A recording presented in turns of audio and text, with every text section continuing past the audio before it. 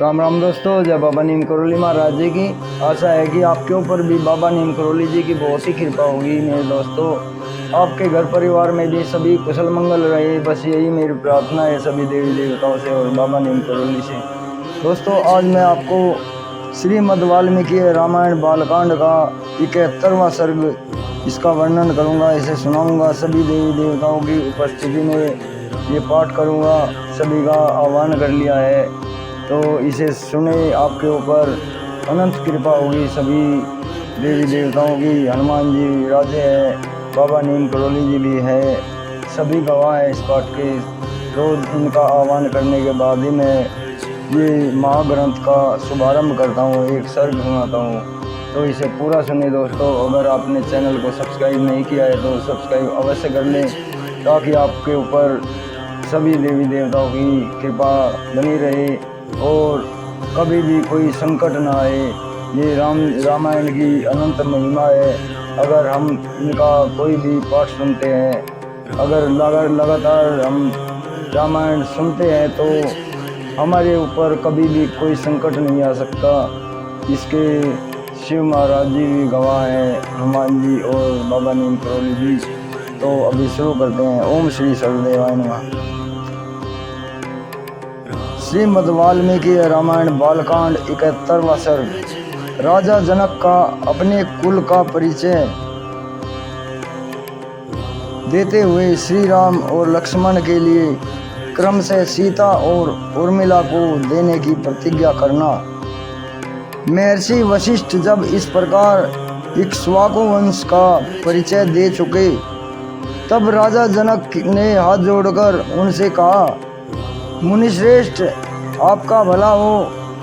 अब हम भी अपने कुल का परिचय दे रहे हैं, सुनिए। महामते, कुलीन पुरुष के लिए कन्यादान के समय अपने कुल का पूर्ण रूपेण परिचय देना आवश्यक है, अतः आप सुनने की कृपा करें। प्राचीन काल में निमि नामक एक परम धर्मात्मा राजा हुए हैं, जो संपूर्ण धैर्यशाली महापुरुषों में श्रेष्ठ तथा अपने पराक्रम से तीनों लोकों में विख्यात थे। उनके मिथि नामक एक पुत्र हुआ। मिथि के पुत्र का नाम जनक हुआ। ये ही हमारे कुल में पहले जनक हुए हैं। इन्हीं के नाम पर हमारे वंश का नाम प्रत्येक राजा जनक कहलाता है। जनक से उदावसु का जन्म हुआ। उदावसु से धर्मात्मा नंदीवर्धन उत्पन्न हुए। नंदीवर्धन के शूरवीर पुत्र का नाम सुकेतु हुआ। सुकेतु के भी देवरात नामक पुत्र हुआ। देवरात महान बलवान और धर्मात्मा थे। राजऋषि के राजऋषि देवरात के बृहद्रथ नाम से प्रसिद्ध एक पुत्र हुआ। बृहद्रथ के पुत्र महावीर हुए, जो शूर और प्रतापी थे। महावीर के सुधृति हुए और धैर्यवान और सत्य पराक्रमी थे। सुधृति के भी धर्मात्मा धृष्टकेतु हुए, जो परम धार्मिक थे।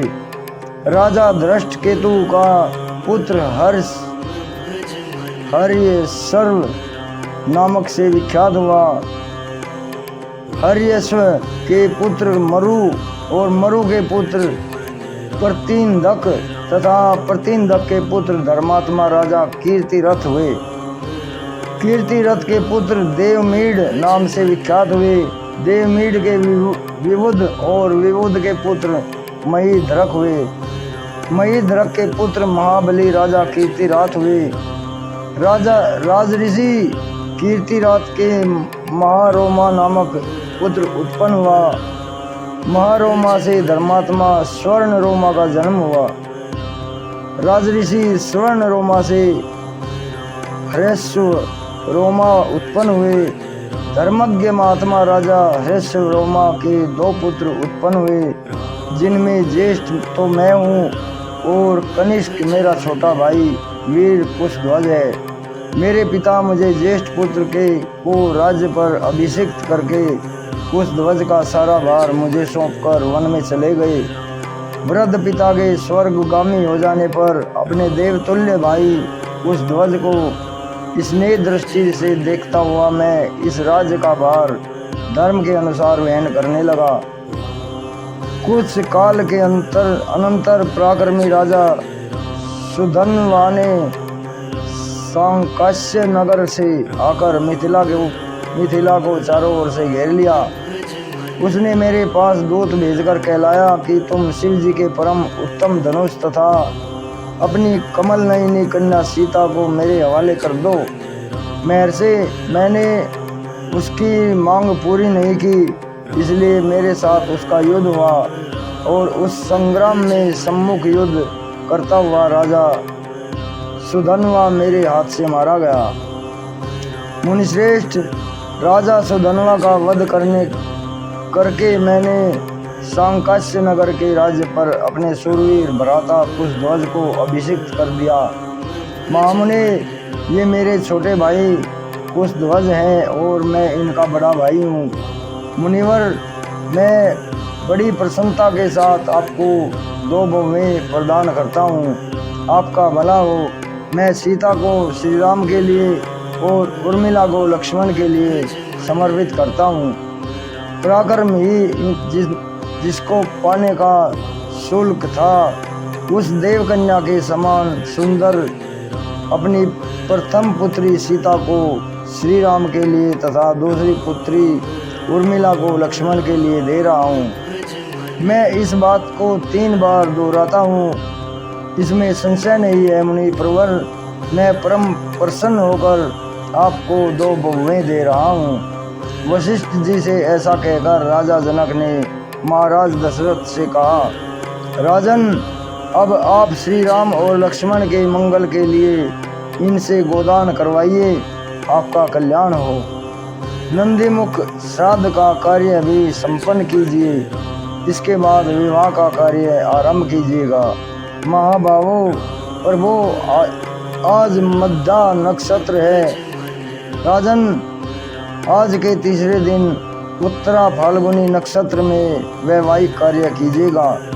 आज श्री राम और लक्ष्मण के अभ्युदय के लिए गो, भूमि, तिल और स्वर्ण आदि का दान करना चाहिए, क्योंकि वह भविष्य में सुख देने वाला होता है। इस प्रकार श्री वाल्मीकि निर्मित आर्ष रामायण आदि काव्य के बालकांड में 71वां सर्ग पूरा हुआ। श्री राम। जय बाबा नीम करोली महाराज। जय हनुमान। तो दोस्तों, आज ये श्रीमद् वाल्मीकि रामायण बालकांड का 71वां सर्ग पूरा हुआ। कल मैं आपको इसका 72वां सर्ग सुनाऊंगा। विश्वामित्र द्वारा भरत और शत्रुघ्न के लिए उस ध्वज की कन्याओं का वर्णन, राजा जनक द्वारा इनकी स्वीकृति तथा राजा दशरथ का अपने पुत्रों के लिए मंगल के लिए नांदी श्राद्ध एवं गोदान करना। तो अभी आज्ञा लेता हूँ दोस्तों। बाबा नीम करोल जी की कृपा आपके ऊपर सदैव बनी रहे, यही मेरी प्रार्थना है। कल मैं आपको इसका दूसरा भाग सुनाऊंगा और अन्य कोई धार्मिक बाबा की महिमा होगी उसे भी सुनाऊंगा। आप ज़रूर सुनिए और धर्म लाभ उठाते रहिए। तो जय राम जी की, जय हनुमान जी की, जय बाबा नीम करोल महाराज।